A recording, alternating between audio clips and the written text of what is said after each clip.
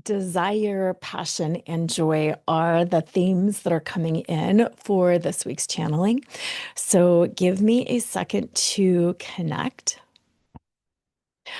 All right. What the librarians want to talk about in terms of desire is that desire has gotten such a bad rap.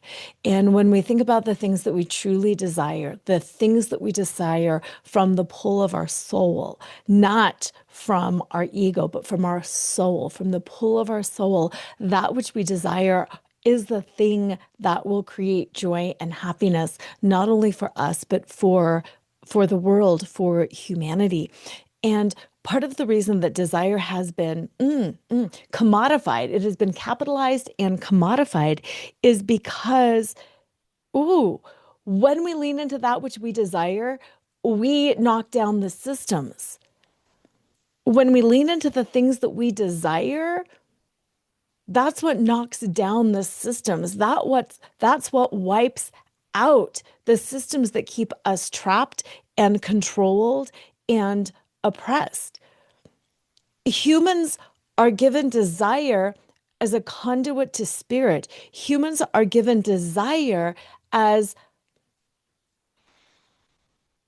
a connection with God, a connection with source. When we feel the emotion of desire, it is as close to being with spirit as we can be, because it is that creative desire to lean into creation. When we are told not to desire things, we are essentially being told to cut ourselves off from source, to cut ourselves off from spirit. Desire at its pure form is a pull from the soul to create. Wanting, desire, selfishness, these are all different things.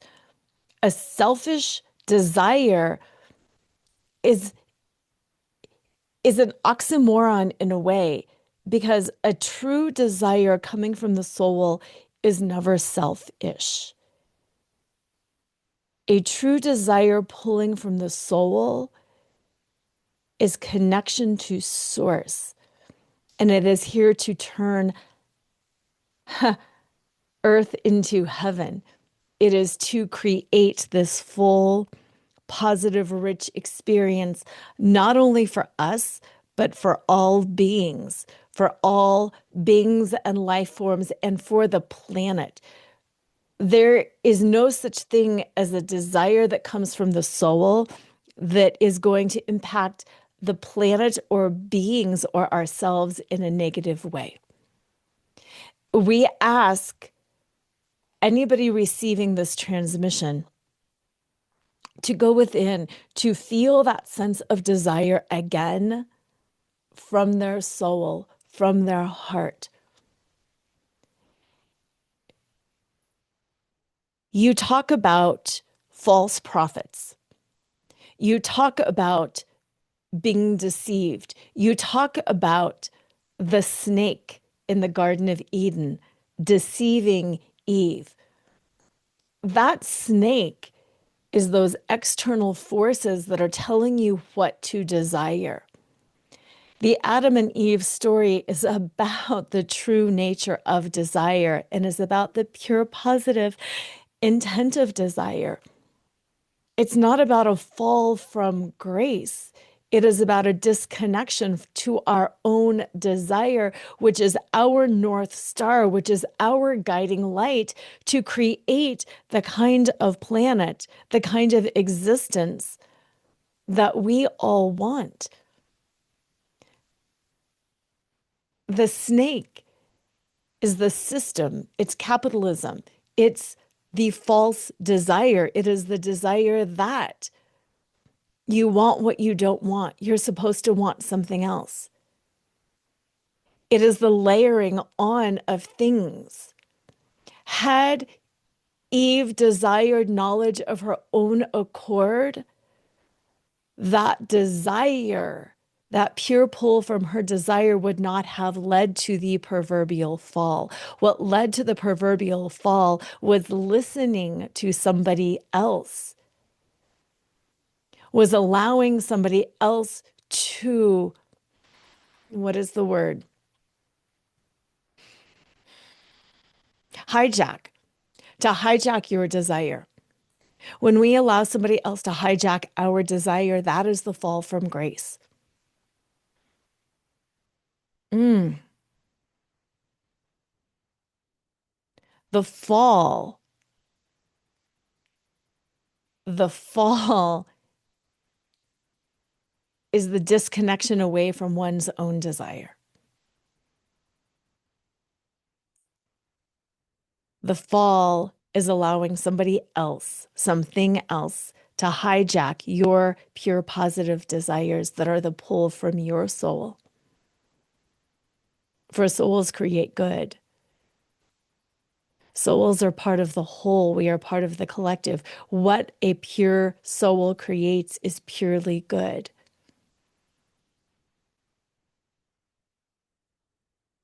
The fall is the disconnection from desire.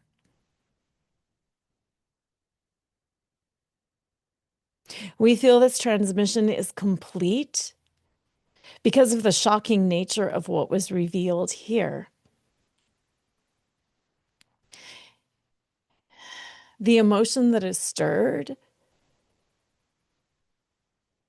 is relief combined with horror.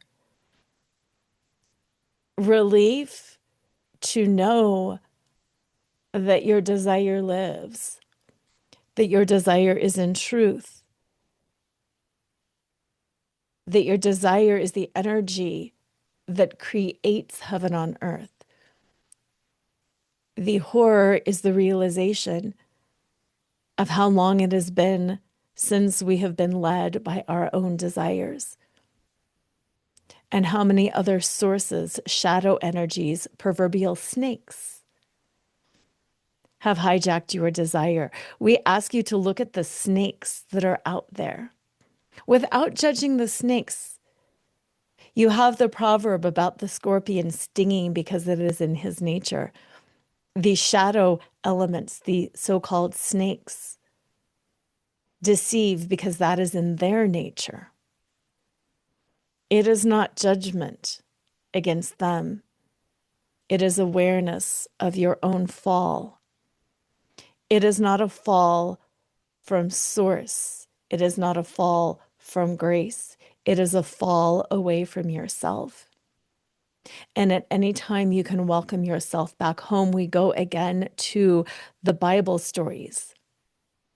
The prodigal son is not the return of the son back to the father. It is the return of the self to the self. It is the return of you to your desires. It is the reclaiming of your soul and your desires and your energies back into your awareness.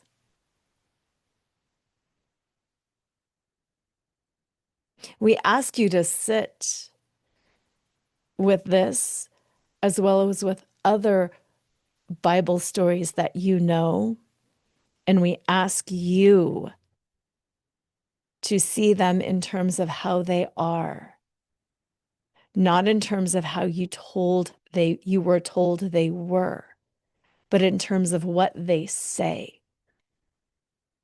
For we talk about this in terms of desire, but it is so much deeper. There is so much that is what you were told that it is, instead of what you know to be true. And we ask you, prodigal child, to return back to yourself, back to your source, and to see things as they are, not as you told they were. To see things as they are, not as you were told they were. To reconnect to the desires of you, not the desires that you were told to have.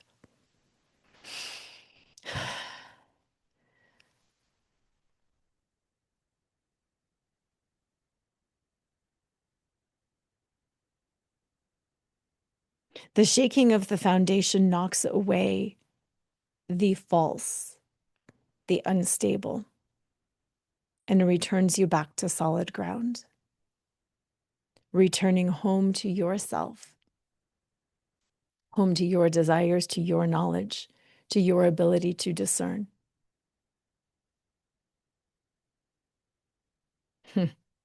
Back to your innate wisdom. I got to sit with that one for a while. Um, yeah,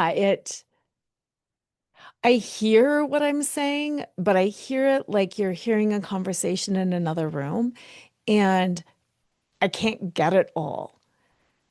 But I was feeling a lot of emotion coming up around that.